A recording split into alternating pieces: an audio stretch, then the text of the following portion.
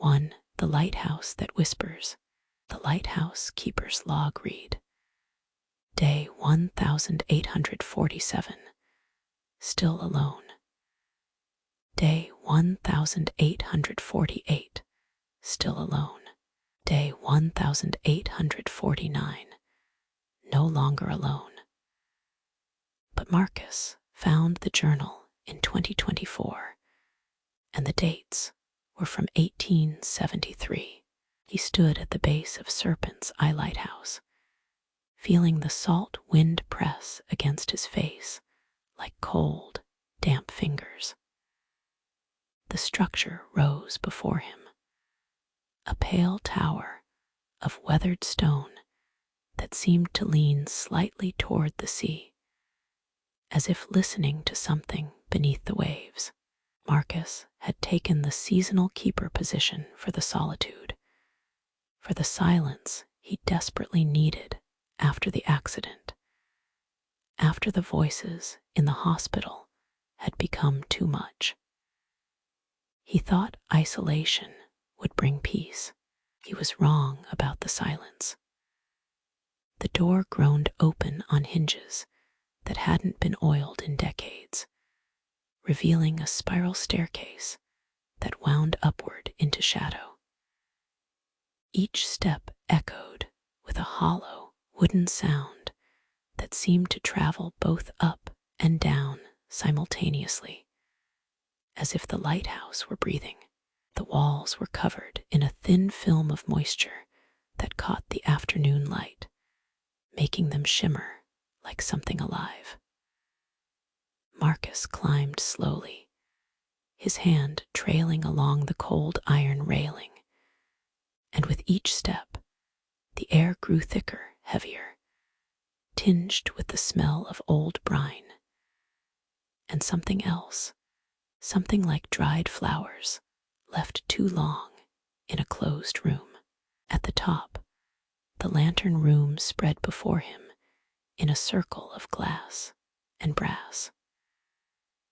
The great lens sat dormant in its frame, dusty and complex, a massive eye that had watched the sea for more than a century. Marcus set down his bags and walked the perimeter, his footsteps soft on the worn wooden floor. The view was breathtaking, miles of slate-gray ocean meeting a paler gray sky.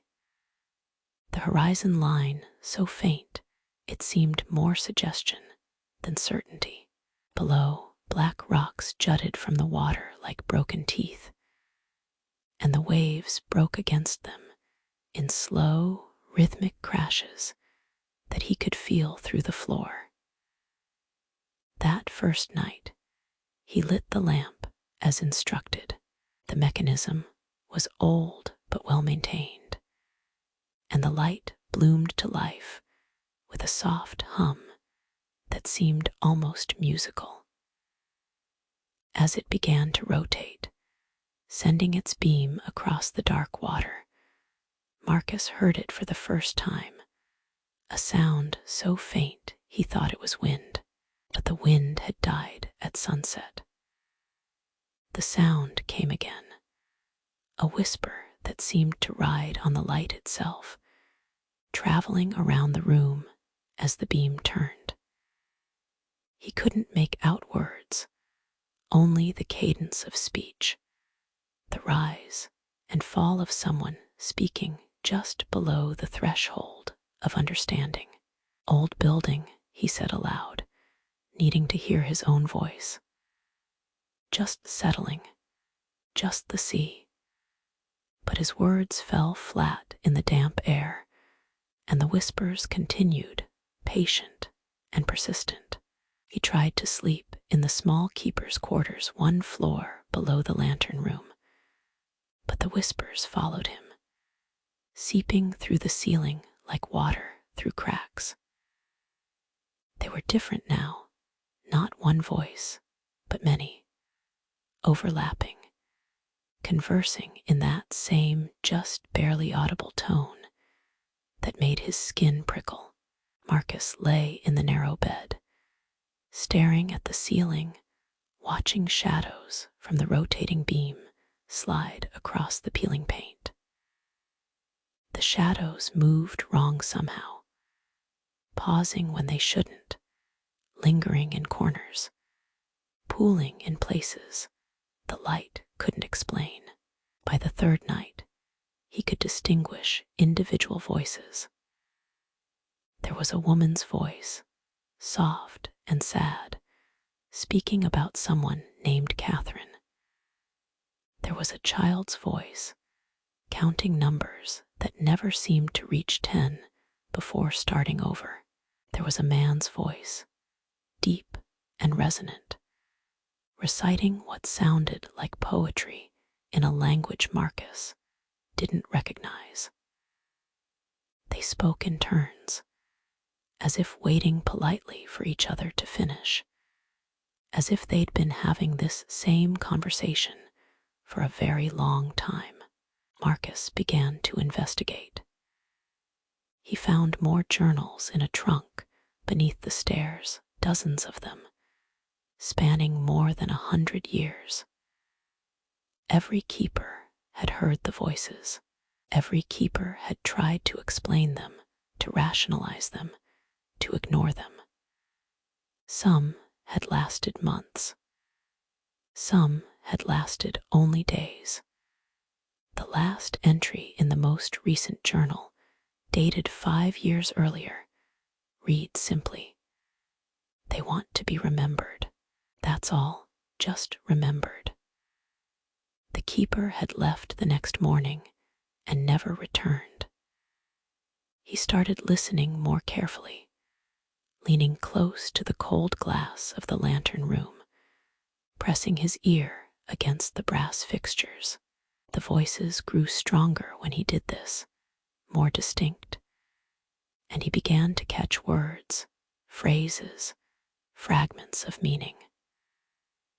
The woman was a keeper's wife who had drowned in a storm, waiting on the rocks for a boat that never came. The child was a keeper's son who had fallen from these very stairs, his small body found at the bottom, with his neck twisted at an angle that made the men who found him turn away. The man in the unfamiliar language was the first keeper, a Portuguese sailor who had manned this light alone for 30 years and died here, in the chair that still sat by the lamp, his body undiscovered for weeks. But there were more voices than that. Dozens, hundreds, perhaps, layered so deep that they became like texture, like the very fabric of the air in this place. Marcus realized they weren't trapped here, not in the way ghosts were trapped in stories. They were woven into the lighthouse itself, into the light it cast, into the purpose it served. Every soul who had lived here, died here, watched the sea from here, had left something of themselves behind, caught in the endless rotation of the beam, spiraling outward and inward simultaneously, never quite leaving, never quite staying. He should have been terrified. Instead, he felt something stranger, a deep, aching loneliness that wasn't entirely his own. The voices whispered not in malice, but in need, in the desperate, eternal need to be witnessed, to be acknowledged, to matter.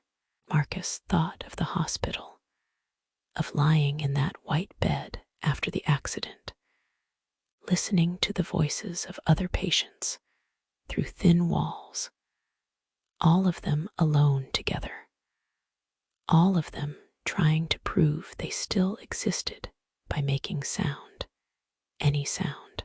On the 7th night, Marcus sat in the lantern room as the light rotated, and he began to speak.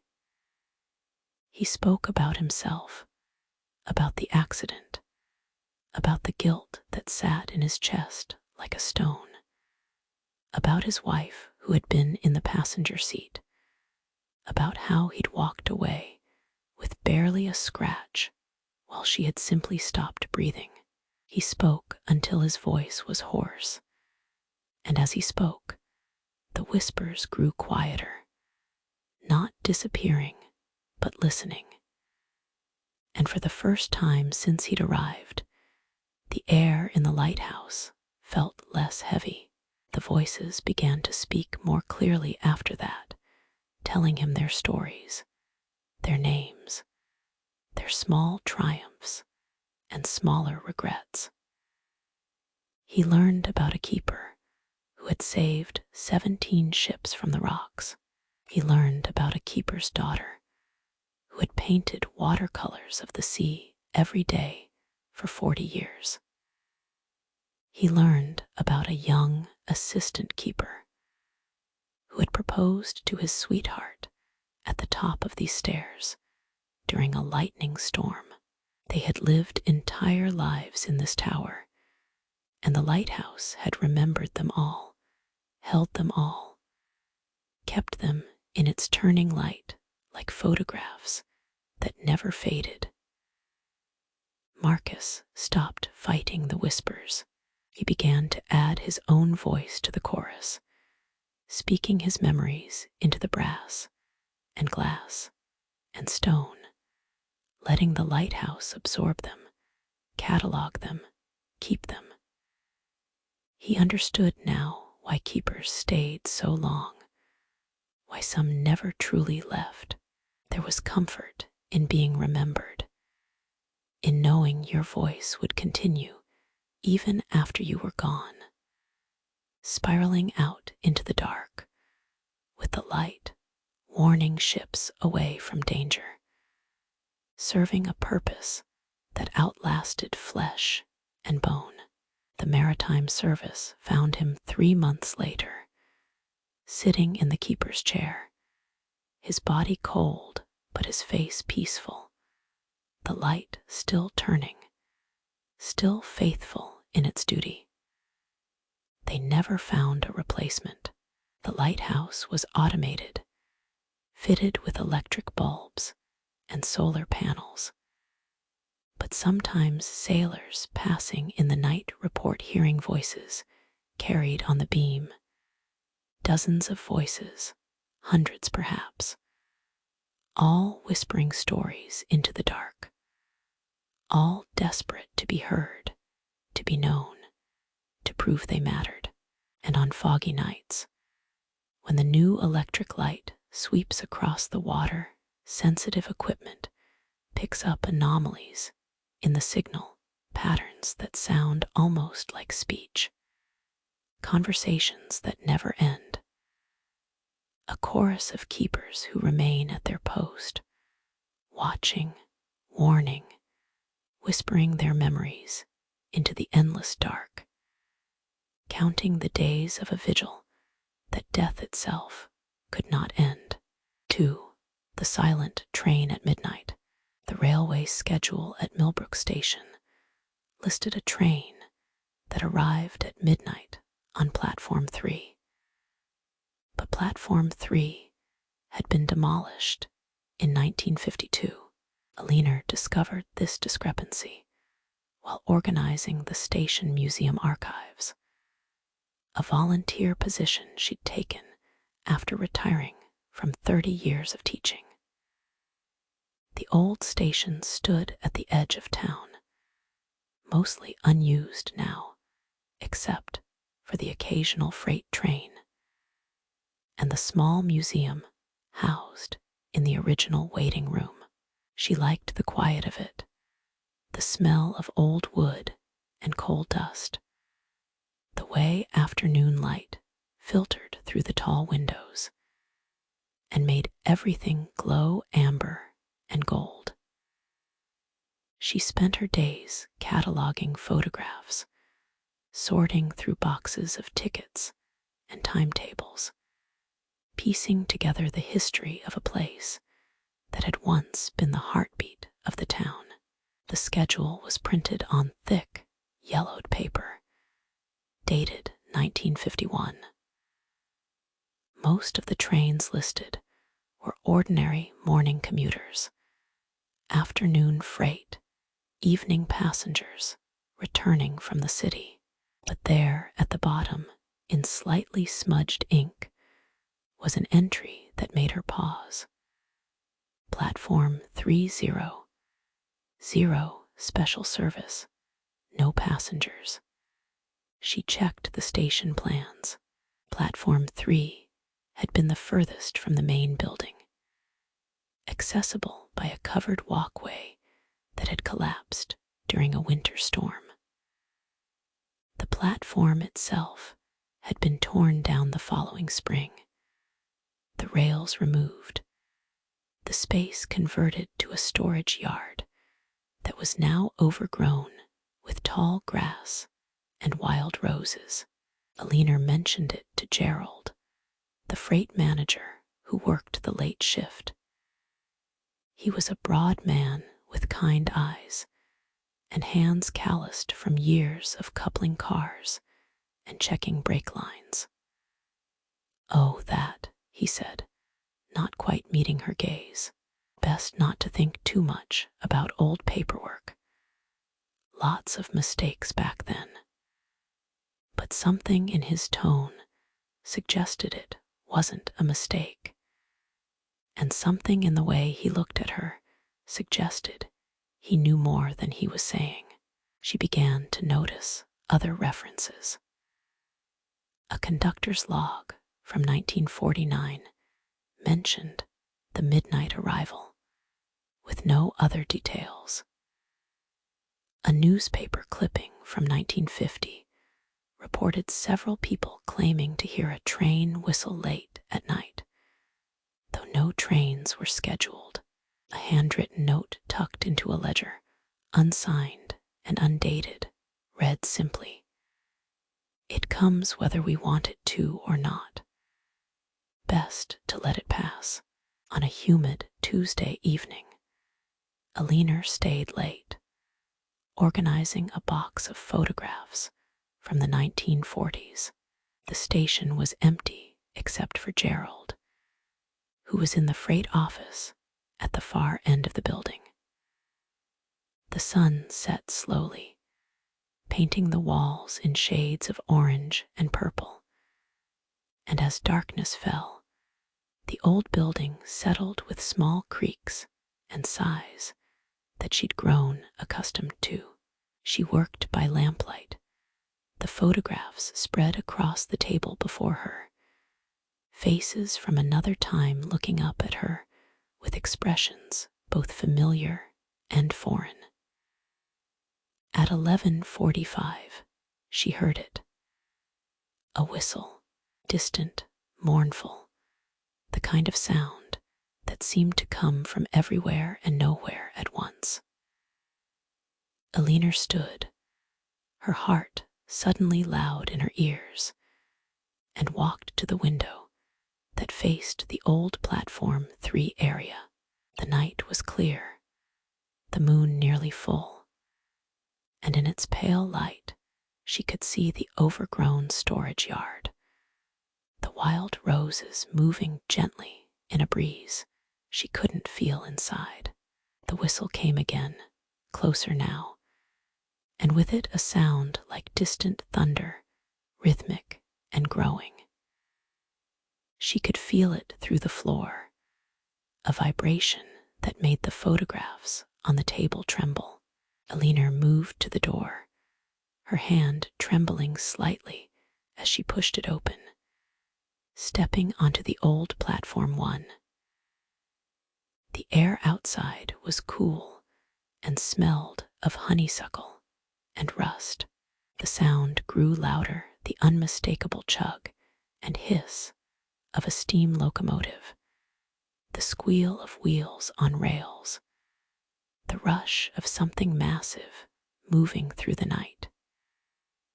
And then she saw it, where platform 3 had once stood, where now there was only grass and roses. Light bloomed in the darkness. Not the harsh glare of modern lights, but the softer, warmer glow of old lanterns and gas lamps. The air shimmered like heat rising from summer pavement, and through that shimmer, the train emerged. It was beautiful in the way old things are beautiful, all brass fittings and polished wood, steam rising from its stack in great white plumes that caught the moonlight. The engine pulled 4 passenger cars, their windows glowing from within, and as it slowed to a stop, Alina could see figures inside, shadowy and indistinct, moving with the gentle sway of travelers settling into their seats. She should have run.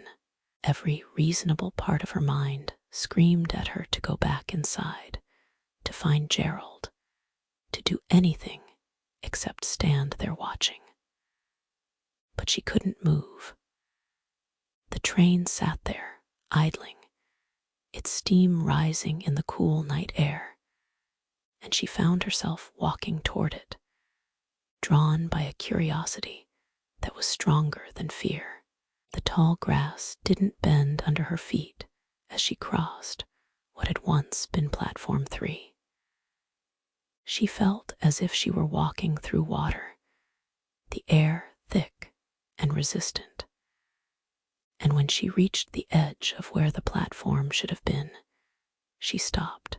The train's door stood open, a porter in an old-fashioned uniform standing in the entrance. He was young, perhaps 20, with a thin mustache and eyes that seemed to look through her rather than at her. He tipped his hat, a gesture so formal and antiquated that it made her throat tight. "Last call," he said, his voice coming to her as if through layers of cloth. "Last call for the midnight service." Alina looked past him into the car. The passengers inside were clearer now. Men in suits and hats, women in dresses with padded shoulders and neat gloves. A child pressed against a window, breath fogging the glass. They all had the same quality, slightly faded, like photographs left too long in sunlight. None of them looked at her. They stared straight ahead, or out the windows, or at their hands folded in their laps, all of them waiting with infinite patience. "Where does it go?" she asked, though she wasn't sure if she said it aloud or only thought it. The porter smiled, sad and knowing. "Same place it always goes. Same place we all go eventually. Some of us just take the scenic route." He glanced back into the car, then at her again. "You're not on the manifest tonight. Best step back." She wanted to ask more, wanted to understand, but the whistle blew sharp and clear and final, and the train began to move, slowly at first, then gathering speed, the wheels turning with that same rhythmic precision, the steam rising, the lights glowing warm in the cool night. Alina stepped back, the air around her returning to normal, the resistance fading, and she watched as the train pulled away, heading down tracks that shouldn't exist, toward a destination that had no name. It faded gradually, not disappearing so much as becoming less solid, less real, until she was staring at nothing but grass and roses swaying in the breeze. The sound lingered longer than the sight, the chug of the engine, the whistle, the squeal of wheels, echoing through the night like a memory of sound rather than sound itself. And then there was only silence, and the chirp of crickets, and the smell of honeysuckle on the air. Alina returned to the museum room on unsteady legs. Gerald was standing in the doorway of the freight office, his arms crossed, watching her. "You saw it," he said. "It wasn't a question." "I saw it," she confirmed, her voice barely above a whisper. He nodded slowly. "Happens every night at midnight. Has since the platform came down. Maybe before that, too hard to say. Some folks think it's picking up passengers who missed it the first time. Some think it's just the station remembering what used to be here." He paused, choosing his words carefully. "My grandfather saw it once, said the passengers looked familiar, like people he'd known who'd died. Said they looked peaceful, said they looked ready." Alina thought about the faces in the windows, the patient waiting, the gentle acceptance in their postures. "Do you think it's real?" she asked. Gerald smiled, a small, private smile. "I think real is a funny word for something like that. It's here, isn't it? You can see it, hear it, feel it. Maybe that's real enough." He turned back toward his office, then paused. "My grandfather said something else, too. Said that when it's your time to board, you'll know. Said the porter will have your name on his list, and the train will wait for you, however long it takes." Alina stayed at the station museum for another 7 years. She never saw the train again, though she heard it often, that distant whistle cutting through the midnight air, the rumble of wheels on phantom tracks. She stopped being afraid of it. Instead, she found it comforting. This nightly reminder that endings were not really endings, that some journeys continued even after the tracks had been torn up. That time was not as linear as it seemed. When she grew ill in the final weeks, she asked to be taken to the station one last time.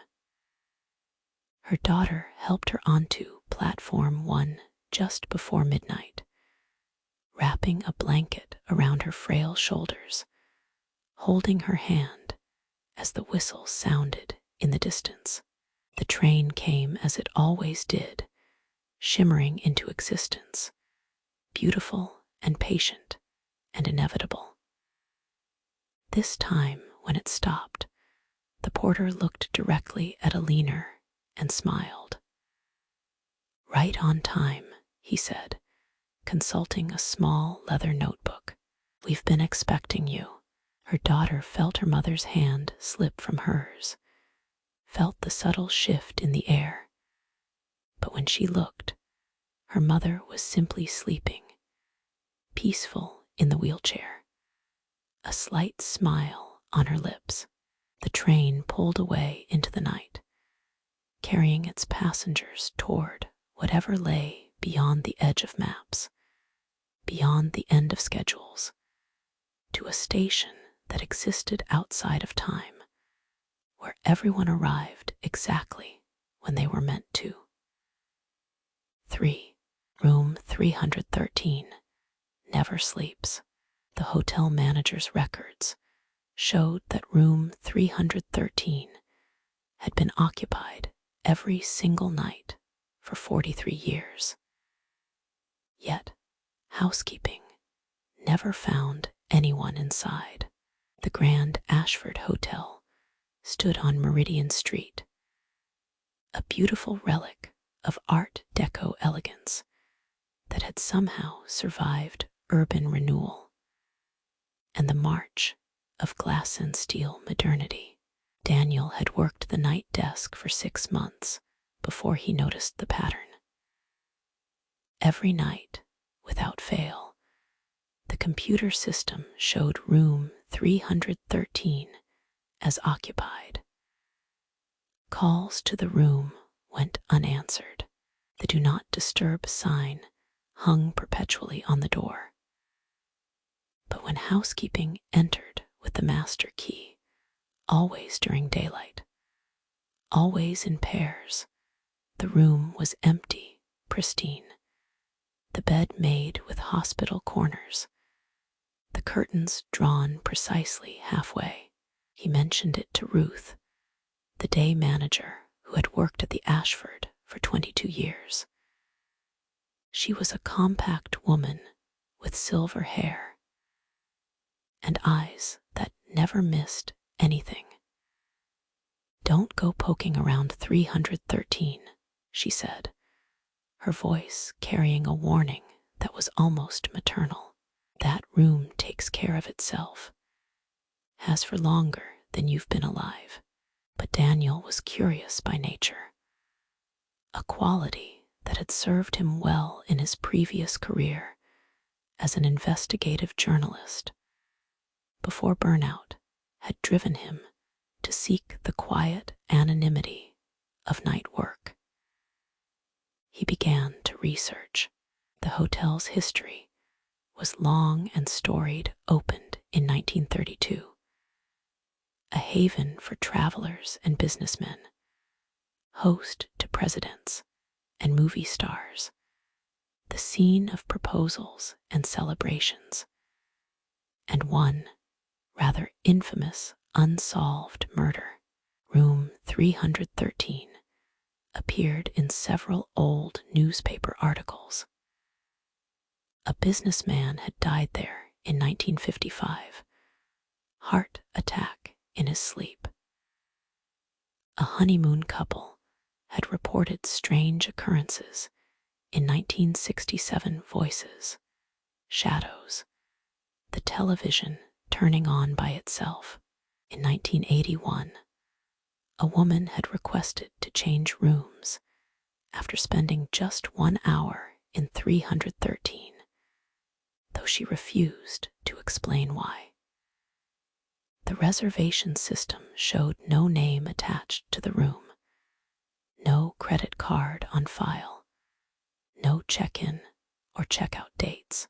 It simply existed in a state of perpetual occupancy, as much a fixture of the hotel as the chandelier in the lobby, or the ornate cage elevator that still required an operator. Daniel asked the owner about it once, an elderly man named Hartley, who visited the hotel twice a year.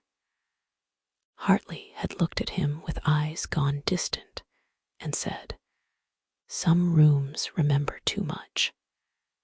Best to let them remember in peace." On a Thursday night in late autumn, when the hotel was quiet and the rain drummed steadily against the windows, Daniel made a decision. At 2 a.m, with the lobby empty and the city sleeping beyond the glass doors, he took the master key from its hook and rode the elevator to the 3rd floor. The hallway was dimly lit, the carpet thick beneath his feet, and the air carried that particular smell of old hotels, furniture polish, and old fabric, and the ghost of 1,000 perfumes and colognes. Room 313 stood at the far end, its door identical to all the others except for the tarnished brass numbers and the do not disturb sign that hung from the handle. Daniel stood there for a long moment, his hand on the key, his heart beating harder than the situation warranted. Just a room, he told himself. Just a glitch in the system, an oddity, nothing more. He slipped the key into the lock. It turned smoothly, and the door swung open on well-oiled hinges. The room beyond was not empty, but it wasn't occupied either, not in any conventional sense. The space felt crowded, dense with presence, as if the air itself were thicker here. The furniture was standard hotel issue: queen bed, desk, chair, television, small bathroom, visible through an open door. But something was wrong with the way it all looked, as if Daniel were seeing it through layers of translucent film, each layer showing a slightly different version of the same space. He stepped inside, and the door closed behind him with a soft click. The sounds from the hallway disappeared completely, not fading, but simply ceasing, as if the room existed in a pocket of profound silence. Daniel moved slowly toward the center of the space, his footsteps making no sound on the carpet. The temperature fluctuated as he walked, warm near the window, cold by the bathroom, comfortable by the bed, then suddenly frigid near the desk. And then he saw them, not with his eyes exactly, but with something deeper, more primal. Impressions, echoes. A businessman sitting at the desk, head in his hands, the papers before him swimming with numbers that wouldn't add up right. A young woman in a wedding dress, standing by the window, tears streaming silently down her face. A child, no more than 7, sitting cross-legged on the bed, playing with toy soldiers that weren't there. An elderly man in the chair by the television, staring at a screen that showed only static, his eyes empty and waiting. They weren't ghosts, not in the traditional sense. They were memories, somehow recorded in the very structure of the room, playing on an endless loop. Daniel could feel their emotions like pressure against his skin: the businessman's desperation, the bride's heartbreak, the child's loneliness, the old man's resignation. The room had absorbed them all, collected them like pages in a book, and now it held them here, replaying their worst moments, their darkest hours, the times when they'd been most vulnerable and most human. He heard voices then, not from the impressions, but from the walls themselves. Dozens of voices layered one atop another, all speaking at once. Confessions whispered to darkness. Arguments hissed through clenched teeth. Endearments murmured against skin. The television flickered to life, showing images that cycled too fast to comprehend: faces, places, moments of joy and sorrow, and terror and peace, all jumbled together. The bedside lamp pulsed with light that seemed to come from somewhere other than its bulb. The window showed not the city outside, but a procession of skies: dawn, noon, dusk, midnight, storm clouds, and clear blue, and everything between. Daniel wanted to leave, but he found himself frozen, not from fear, but from a strange, awful fascination. The room was showing him something important, something true about the nature of places and people, and the marks we leave on the world.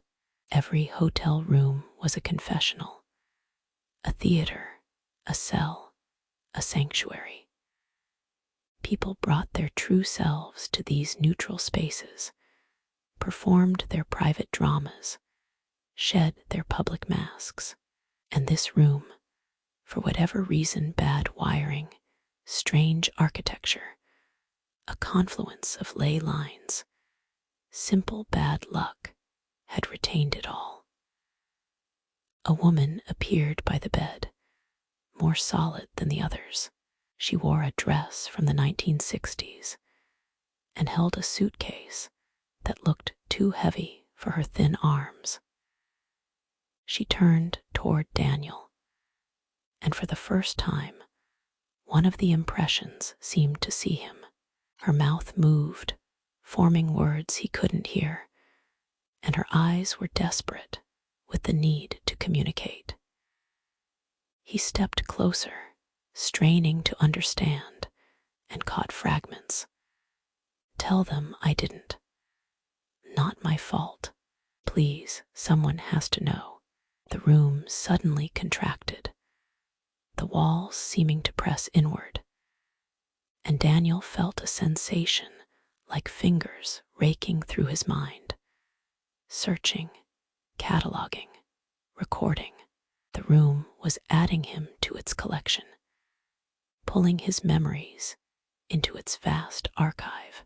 He saw flashes of his own life projected on the walls, his failed marriage, his daughter's face when he'd missed her birthday, the story he'd buried because telling the truth would have destroyed innocent people, the small compromises and large regrets that had led him here, to this night job in this old hotel, hiding from a world that had grown too complicated. With tremendous effort, Daniel moved toward the door. Each step was like walking through deep water, the air resistant and heavy. The impressions swirled around him. He counted dozens now, maybe hundreds. All the lost and lonely people who had brought their pain to room 313. The woman in the 1960s dress reached for him, her fingers passing through his arm, and where they touched, he felt an overwhelming sadness that made his throat tighten and his eyes burn. He grabbed the door handle. It wouldn't turn. The voices grew louder, more insistent, a chorus of need and loss that threatened to drown him. Stay, they seemed to say. Stay and be remembered. Stay and add your story to ours. Stay and never be alone again. It was tempting, in a way, to simply surrender, to let the room have him, to become one more layer in its infinite palimpsest of human experience. But Daniel thought of his daughter, thought of the phone call he'd been meaning to make, the apology he'd been rehearsing for 6 months, and he wrenched the door open with a strength born of sudden clarity. He stumbled into the hallway, and the door slammed shut behind him with a sound like thunder. The silence of the hotel pressed around him, normal silence this time, just the hum of the air conditioning and the distant ping of the elevator, and he stood there gasping, his back against the wall, his hands shaking. When he returned to the front desk, Ruth was there, though her shift shouldn't have started for another 4 hours. She looked at him with knowing eyes and handed him a cup of coffee. "You went in," she said. "I went in," he confirmed, "and now you know." She sipped her own coffee, gazing toward the elevator. The room doesn't mean any harm. It's not evil, not cursed, not haunted in the usual way. It just remembers. Some places do that. They soak up everything that happens inside them, and they hold on to it. Most places forget eventually, but 313 remembers everything. If Daniel thought about all those people trapped in their worst moments, playing them out forever. Isn't there something we can do? Shouldn't we, I don't know, cleanse it, tear it down. Ruth smiled sadly. We tried once. Had a priest, a medium, a demolition crew ready to gut the room and start fresh. But when they opened the door, the impressions spilled out into the hallway, into the other rooms, like water breaking through a dam. The room contains them. Without it, they'd spread through the whole hotel, maybe further. So we leave it alone. We mark it as occupied. We let it do its work. Daniel worked at the Ashford for another 3 years. But he never entered room 313 again. Sometimes, late at night, he would hear sounds from that direction, muffled conversations, a television playing, the distinctive squeak of bed springs, a child's laughter. The do not disturb sign remained on the door. The computer always showed it occupied. And Daniel learned to accept the mystery, to understand that some places existed outside the normal flow of time, collecting moments like a junkyard collects cars. And that perhaps there was a purpose to it he couldn't fully grasp. When he finally left the hotel to reconcile with his daughter, to try to rebuild the life he'd abandoned, he stood in the lobby one last time and looked toward the elevator. Ruth was beside him, still steady, still watchful. "Do you think they're suffering?" he asked. "The people in that room." She considered this carefully. "I think they're remembered," she said finally. "In a world where most of us are forgotten the moment we leave a room, maybe being remembered, even in pain, even in sorrow, is better than disappearing completely. Maybe the room is doing them a kindness." Daniel nodded slowly, wanting to believe it, hoping it was true.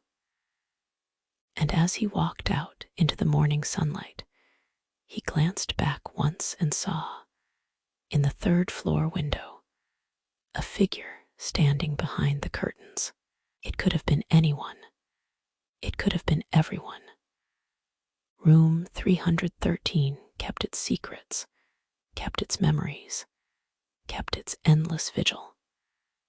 And somewhere inside, in a space that existed between moments, the collected experiences of countless lives played on, again and again, forever witnessed, forever held, never truly forgotten, never truly at rest. For the forgotten village, the map showed the road continuing for another 15 miles. But the road ended at a wall of trees so thick they seemed to have been standing there for centuries. Thomas had been driving for 6 hours, following coordinates his grandmother had written in the margins of an old photograph album. He was a cartographer by training, someone who respected maps, who trusted in their accuracy. So the sudden termination of the road bothered him more than it should have. The GPS had stopped working 30 miles back, the screen flickering, and finally going dark despite a full battery. His phone showed no signal.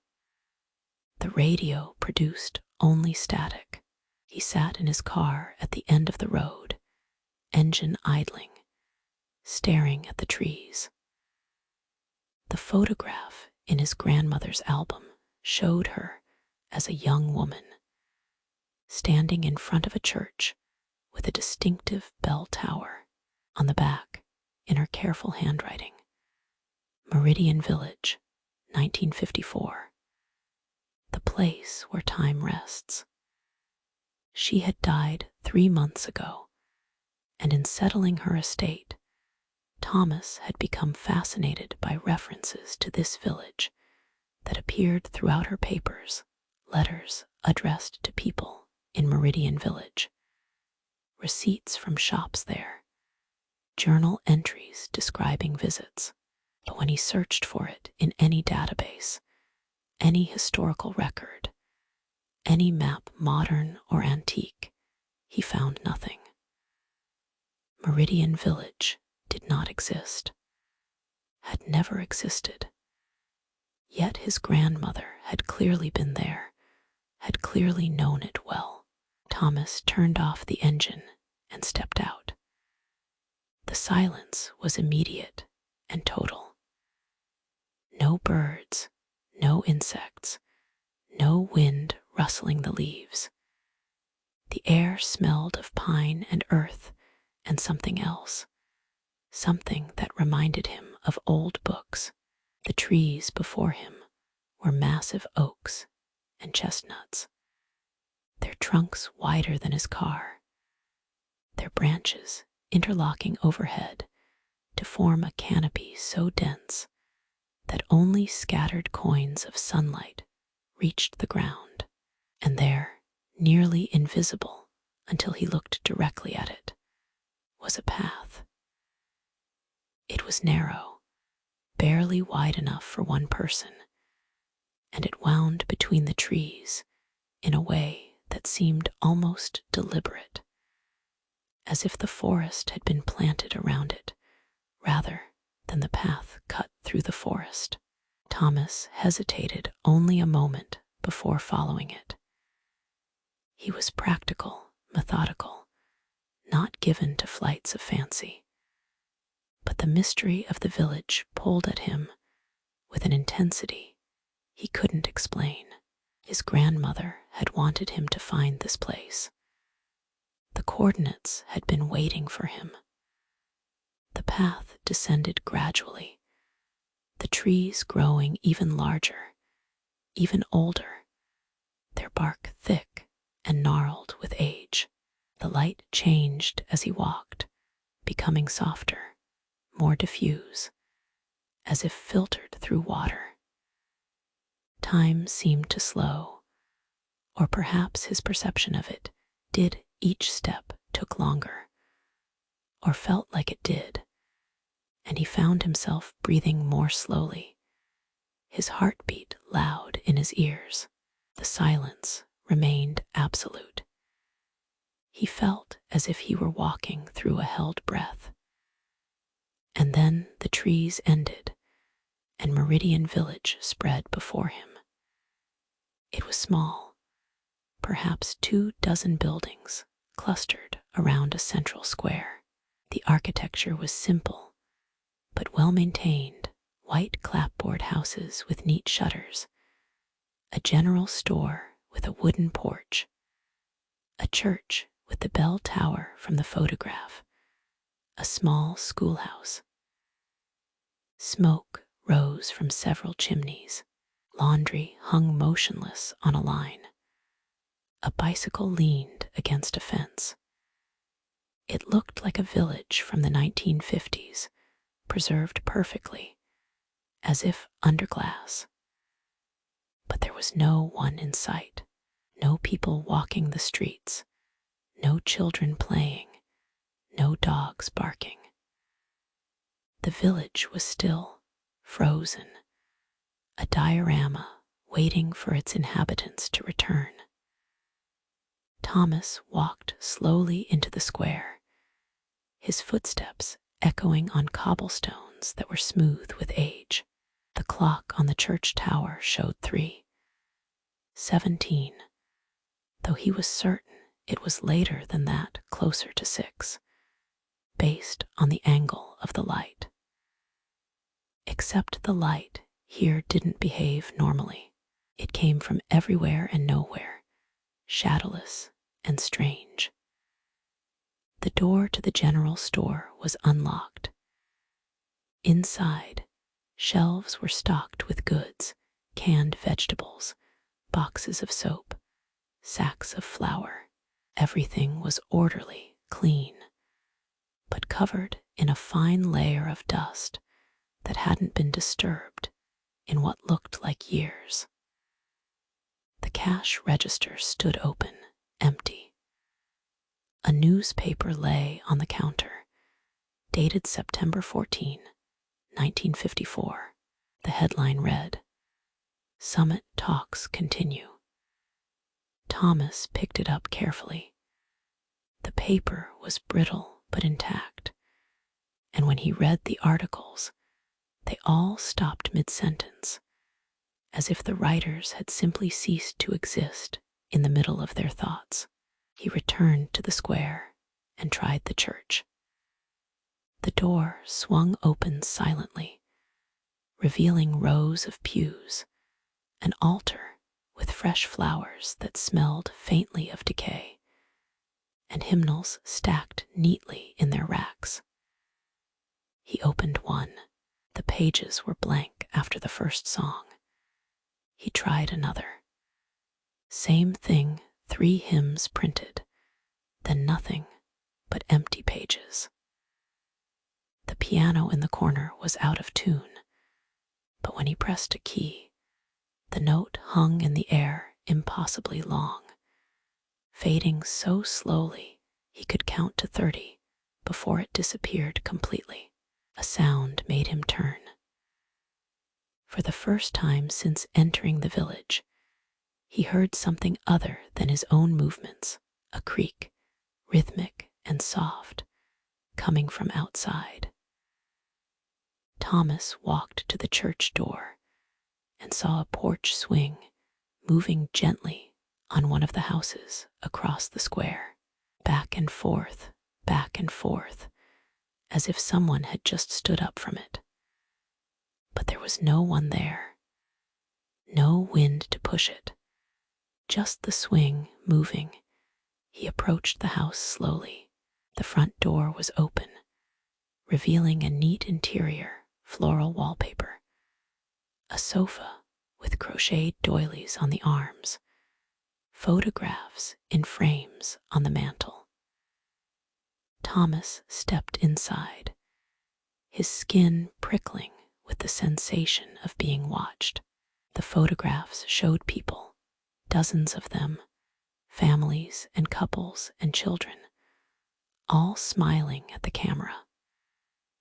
But their faces were blurred, not from age or damage, but as if they'd been deliberately obscured, smudged out of existence. In the kitchen, the table was set for dinner. 4 plates, 4 glasses, silverware arranged precisely. The food on the plates was half-eaten, but showed no signs of spoiling. Meatloaf and mashed potatoes and green beans, all of it looking exactly as it must have looked the moment the diners had vanished. Thomas reached out to touch one of the glasses. It was cold. Condensation beaded on its surface as if it had just been filled with ice water. But when he tried to pick it up, his hand passed through it. The glass wasn't really there, or he wasn't really there, or they existed in different versions of there, unable to interact despite occupying the same space. He left the house and walked through the village systematically, entering each building, searching for some explanation. The school had lessons written on the blackboard, chalk fresh, but the desks were empty, and the children's coats hanging on hooks in the cloakroom were too small, as if they'd shrunk over the years. The library had books on the shelves, but when he pulled them down, their pages were blank, or filled with text that shifted and changed as he read it, never quite forming coherent sentences. The bank had money in the vault, stacks of bills from the 1950s, but the serial numbers were all zeros. As Thomas explored, he began to understand. Meridian Village was not a place that had been abandoned. It was a place that had been forgotten, and in being forgotten, it had begun to fade. His grandmother must have been one of the last people who remembered it, who held its existence in her mind. And when she died, the village had lost its strongest tether to reality. It was slipping away, becoming less and less substantial, caught in a liminal space between existence and non-existence. But why? What had happened here? Thomas returned to the church and found, in a small office behind the altar, a journal. It was the only thing in the village that seemed completely solid, completely real. The leather cover was worn but intact, and the pages were filled with neat handwriting. It belonged to the village priest, a man named Father Michaels, and the entries spanned from 1952 to September 14, 1954, the date on the newspaper. The early entries were mundane births, marriages, harvest festivals, the ordinary life of a small rural village.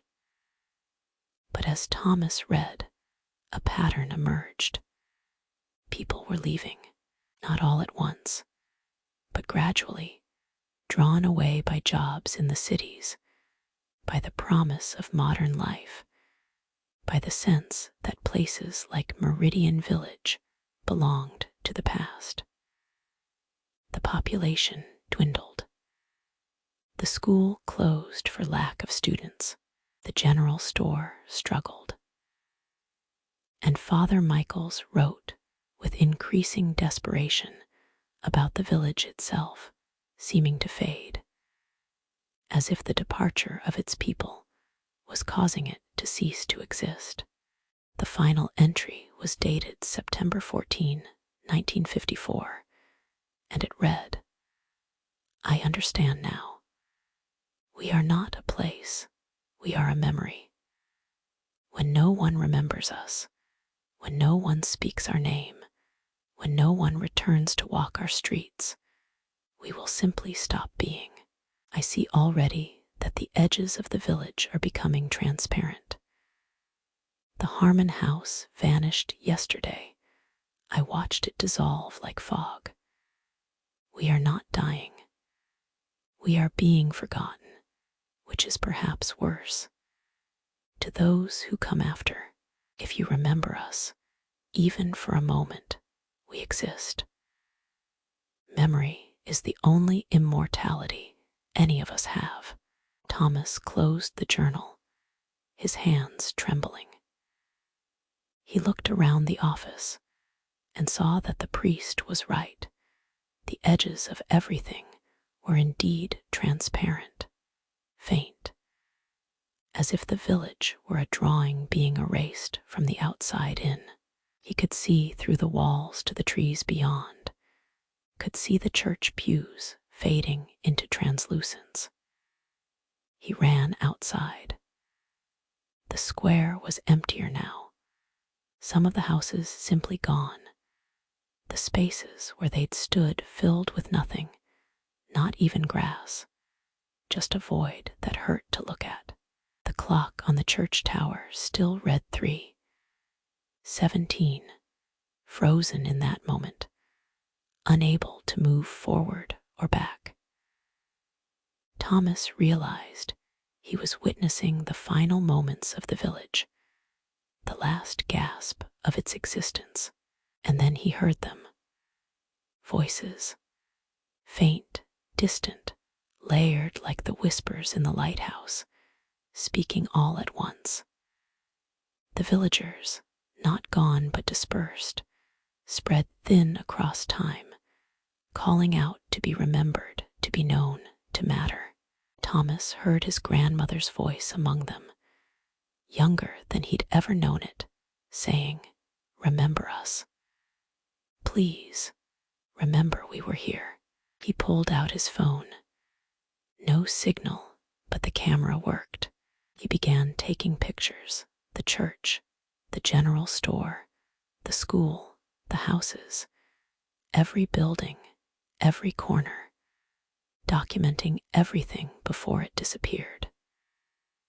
He walked through the village, speaking aloud the names he'd read in the journal, describing what he saw, recording it all.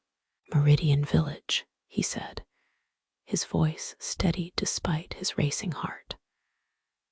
Population 73 in 1954. There was a church with a bell that rang every Sunday. There was a general store owned by a man named Carver. There was a school with 12 students. There was a library with 400 books. You existed. You were real. I remember you. The village solidified slightly as he spoke, the transparency receding, the buildings becoming more distinct. But it was temporary, Thomas knew. He was only one person, only one mind holding the memory. When he left, when he eventually forgot, the village would fade again, would continue its slow dissolution into nothing. He stayed until the light began to change, until the strange, timeless quality of the village started to shift towards something more concrete, evening, real evening, with shadows that grew long and proper.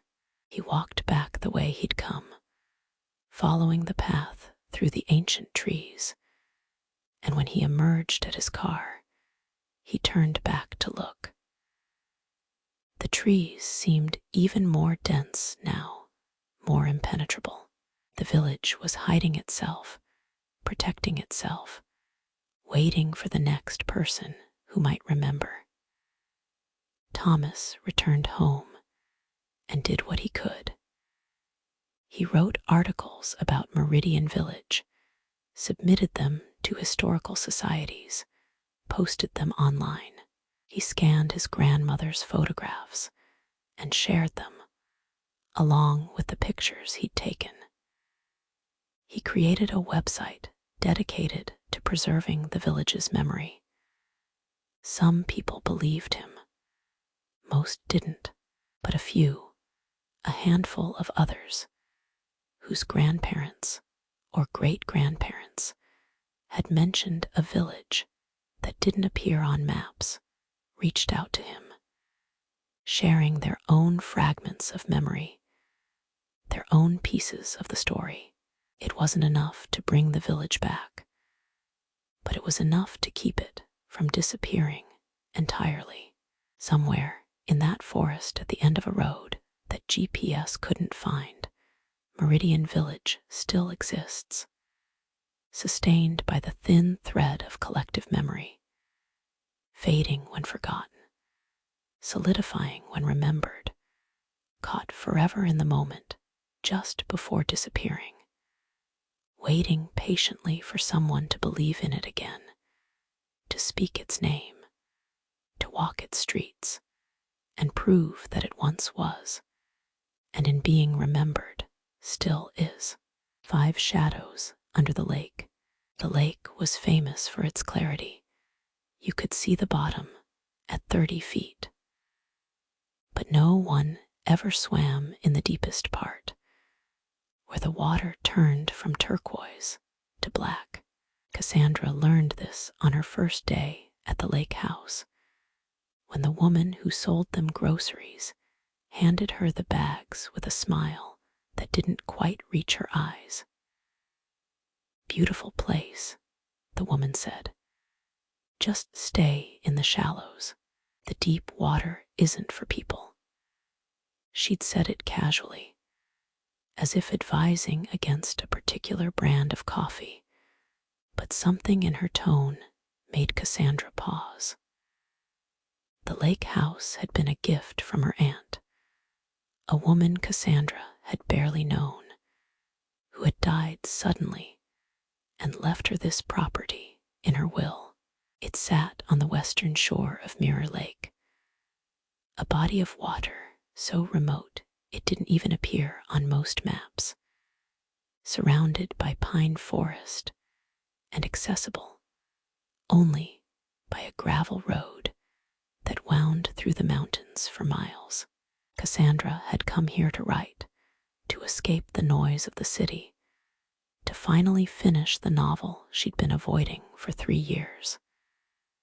The isolation was supposed to be healing, productive, safe. The house itself was charming.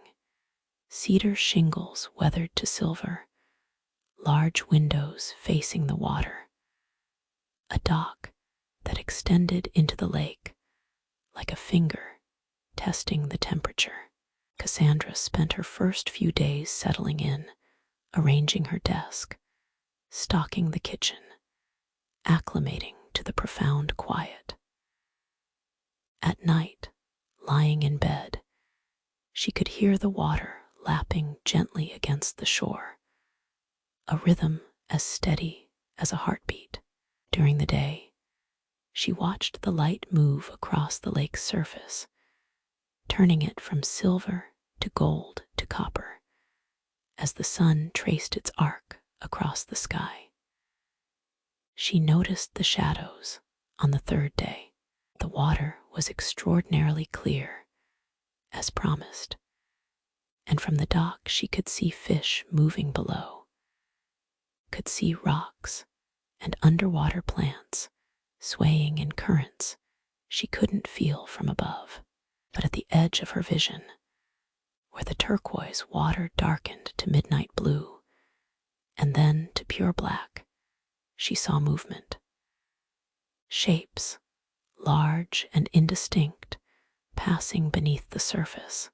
At first she thought they were fish, perhaps a school of bass or trout, but they moved wrong too smoothly, too purposefully, and they seemed to change direction as if aware of her watching. Cassandra asked about them when she returned to the small store for more supplies. The woman behind the counter, her name was Margaret, stiffened at the question. "You've seen them, then," she said quietly. "Them, the shadows, that's what we call them.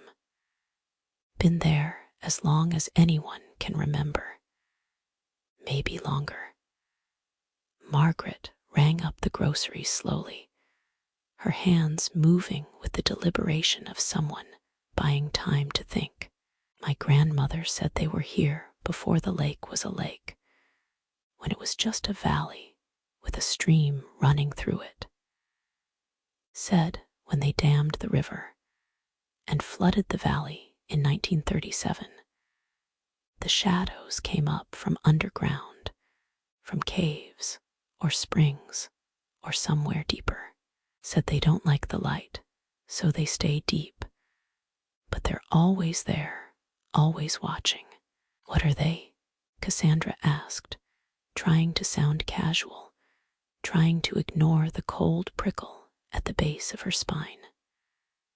Margaret shrugged. "Depends who you ask. Some folks say they're fish that grew wrong, adapted to the caves, got strange.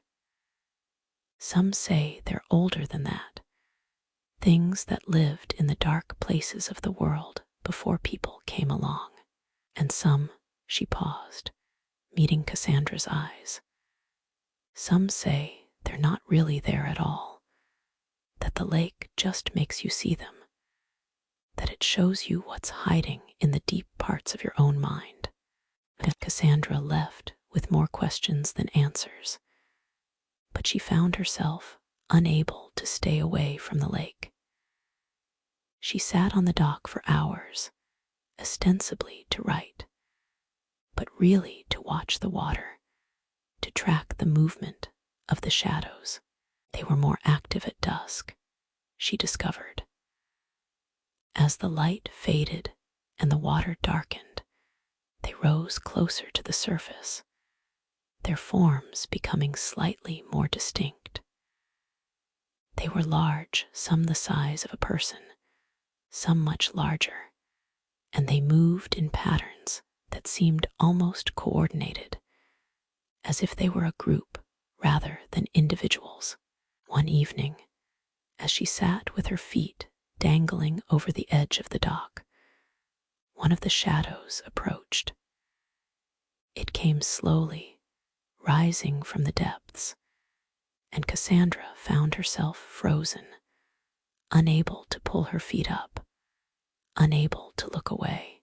The water directly below her darkened as the shadow passed beneath, and for a moment, just a heartbeat, she saw it clearly. It was humanoid but wrong. Too many limbs, or limbs that bent in ways that defied anatomy. A face that was both flat and somehow hollow, with dark spaces where eyes should be. Skin, if it was skin, that looked like it had never seen light, pale and translucent, showing suggestions of organs and bones beneath. It turned its head, or what served as a head, upward, and Cassandra felt its attention on her like pressure, like weight, like gravity suddenly increasing. And then it was gone, descending back into the black water, and Cassandra pulled her feet up with a gasp, her heart hammering, her hands shaking.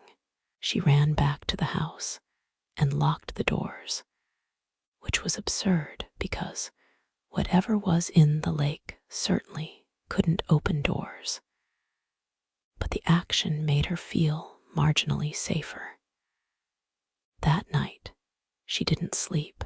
She sat in a chair facing the windows, watching the lake, and at intervals, she saw shapes break the surface, not jumping, not breaching, just rising slightly, testing the boundary between water and air before sliding back down.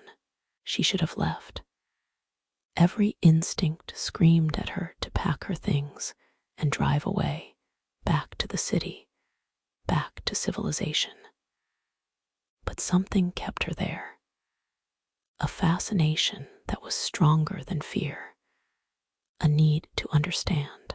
She thought of her aunt, who had lived here for 40 years, who had never married, never left, who had been found one morning on the dock, sitting peacefully, her feet in the water, dead from no cause the doctors could determine. Cassandra began to research.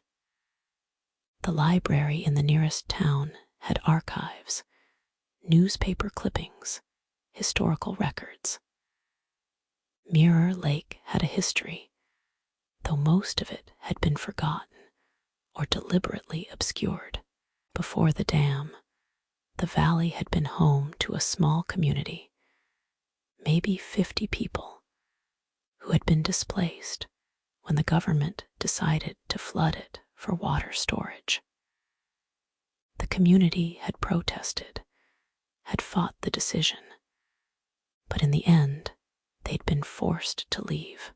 Their houses, their church, their cemetery, all flooded, all drowned beneath 30 feet of water.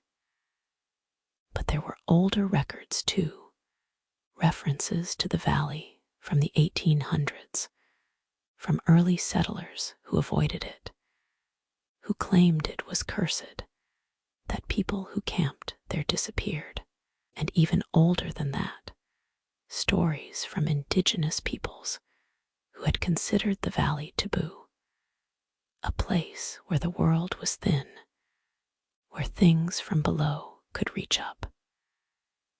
Cassandra found drawings in one of the old journals, sketches made by a surveyor in 1902.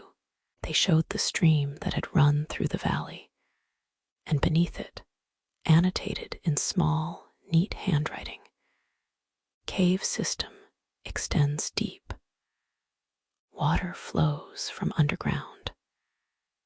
Expedition attempted 1901. 3 men entered. 1 returned. unable to speak of what he saw. If the shadows weren't fish, they weren't anything that belonged to the world of light and air. They were something else, something that had lived in the dark water beneath the earth. And when the valley flooded, their domain had expanded, giving them more space, more territory. But they were still bound to the deep water, still confined to the darkness. The light hurt them, or limited them, or simply made them less than what they were in the pure black of the abyss. Armed with this knowledge, Cassandra found herself less afraid and more curious. She began to experiment. She dropped lights into the water, waterproof flashlights, chemical glow sticks. The shadows retreated from them immediately, pulling back into the darker water. She dropped a camera on a weighted line, lowering it slowly into the deep. The first 30 feet showed normal underwater scenery, rocks, plants, fish. At 40 feet, the camera's light began to flicker. At 50 feet, the video showed shapes moving at the edge of illumination, circling, curious. At 60 feet, the feed went dead, and when she pulled the line up, the camera was gone, the rope cleanly severed. She took to sitting on the dock at night, watching. Sometimes hours would pass with no activity.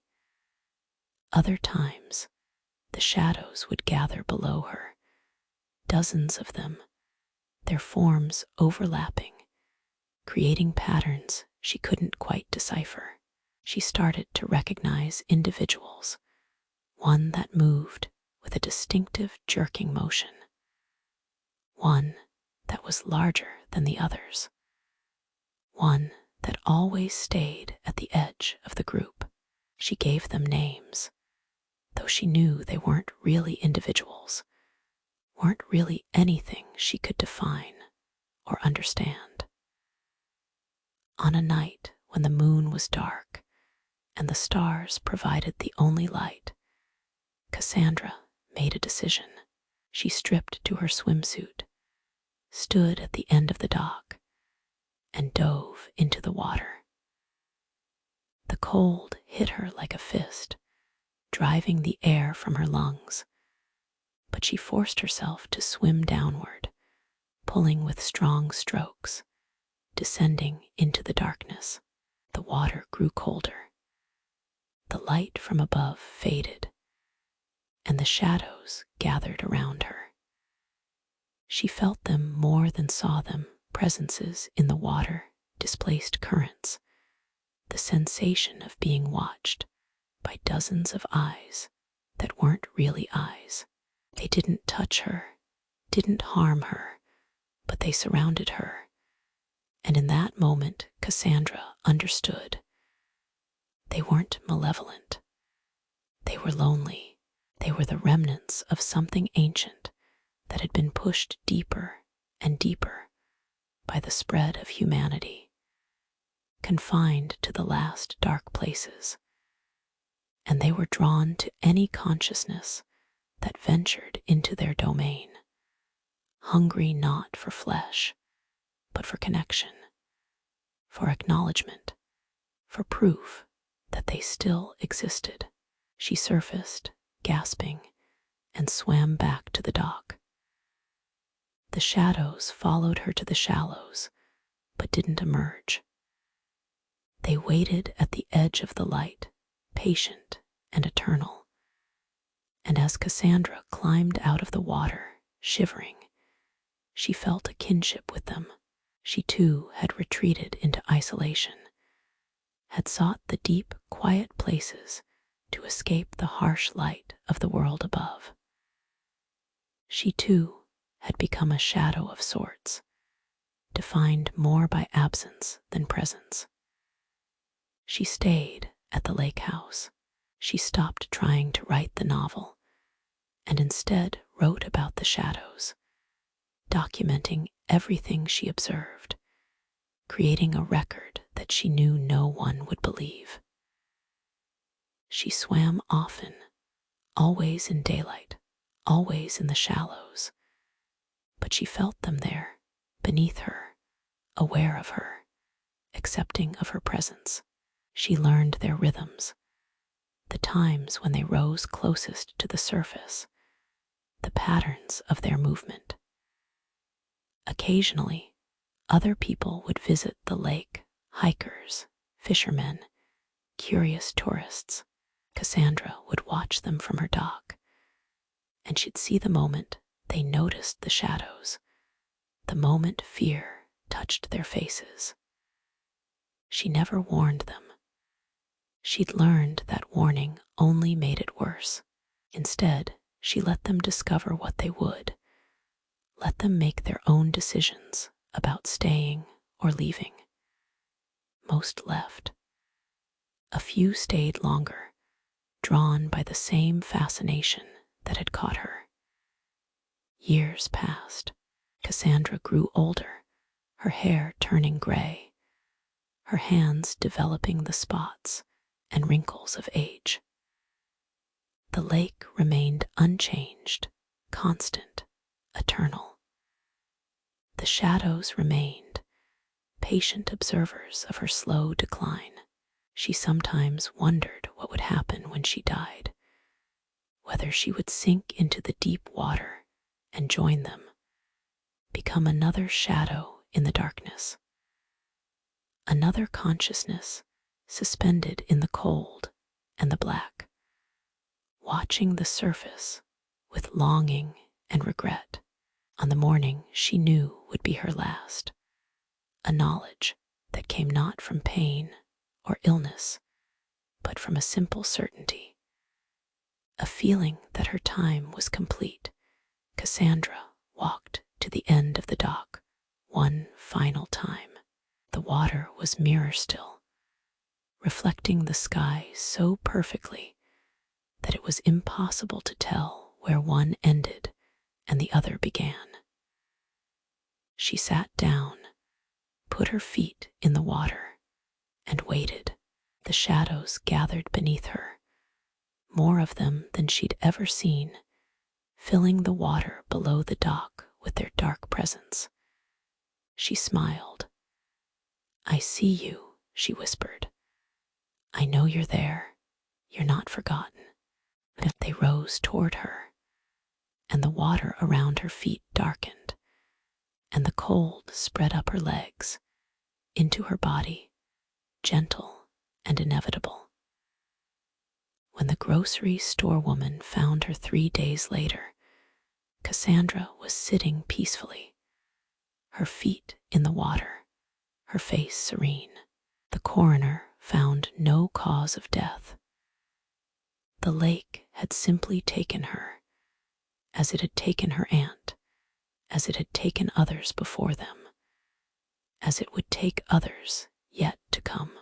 And in the deep water, in the places where light never reaches, the shadows continue their vigil, waiting for the next soul brave enough, or foolish enough, or lonely enough to acknowledge them, to see them, to understand that darkness is not the opposite of existence, but merely another form of it, and that in the deepest places, where no light can penetrate, there are things that have always been and will always be patient and eternal.